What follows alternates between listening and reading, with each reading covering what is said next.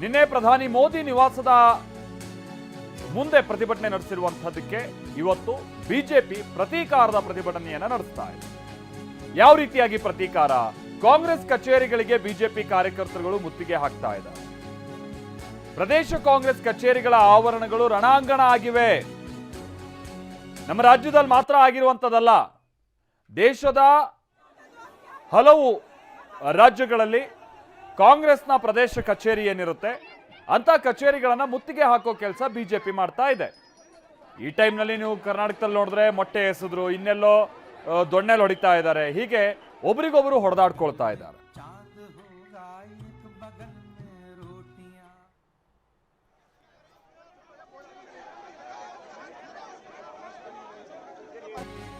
ರಾಜಸ್ಥಾನದಲ್ಲೂ ನೋಡಿ, ಅಲ್ಲೂ ಕೂಡ ಅಷ್ಟೇ ನೀಟ್ ವಿರುದ್ಧದ ಹೋರಾಟ, ಆ ಕಿಚ್ಚು ಬಹಳ ವ್ಯಾಪಿಸ್ತಾ ಇದೆ. ನೀಟ್ ಅಕ್ರಮದ ವಿರುದ್ಧದ ಹೋರಾಟ. ಜೈಪುರದಲ್ಲಿ ಕಾಂಗ್ರೆಸ್ ಕಚೇರಿಗೆ ಮುತ್ತಿಗೆ ಹಾಕೋದಕ್ಕೆ ಬಿಜೆಪಿ ಪ್ರಯತ್ನ ಪಡ್ತು. ಈ ವೇಳೆ ಅಲ್ಲೂ ಕೂಡ ಹಾಗೇನೆ ಕಾಂಗ್ರೆಸ್ ಹಾಗೆ ಬಿಜೆಪಿ ಕಾರ್ಯಕರ್ತಗಳ ನಡುವೆ ದೊಡ್ಡ ಸಮರ ಉಂಟಾಗಿದೆ. ಉದ್ರಿಕ್ತರ ಮೇಲೆ ಪೊಲೀಸರು ಜಲಫಿರಂಗಿಯನ್ನ ಪ್ರಯೋಗ ಮಾಡಿದ್ದಾರೆ.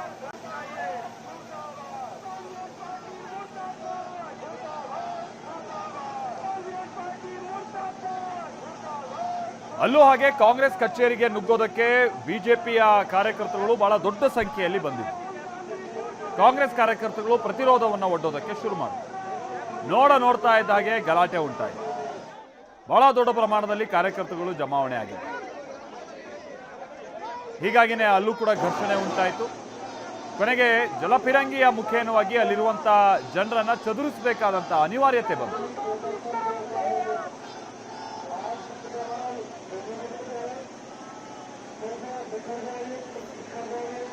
ಬ್ಯಾರಿಕೇಡ್ಗಳನ್ನು ಹಾಕಿ ಕಾಂಗ್ರೆಸ್ ಕಚೇರಿಯ ಕಡೆಗೆ ನುಗ್ಗದೇ ಇರುವಂತಹ ರೀತಿಯಾಗಿ ಪೊಲೀಸರು ಕೂಡ ಒಂದಷ್ಟು ವ್ಯವಸ್ಥೆಯನ್ನ ಮಾಡಿದ್ರು.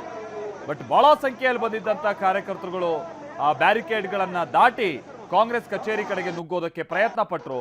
ಕೊನೆಗೆ ಪೊಲೀಸರು ಅನಿವಾರ್ಯವಾಗಿ ಜಲಫಿರಂಗಿ ಪ್ರಯೋಗ ಮಾಡಬೇಕಾಯ್ತು.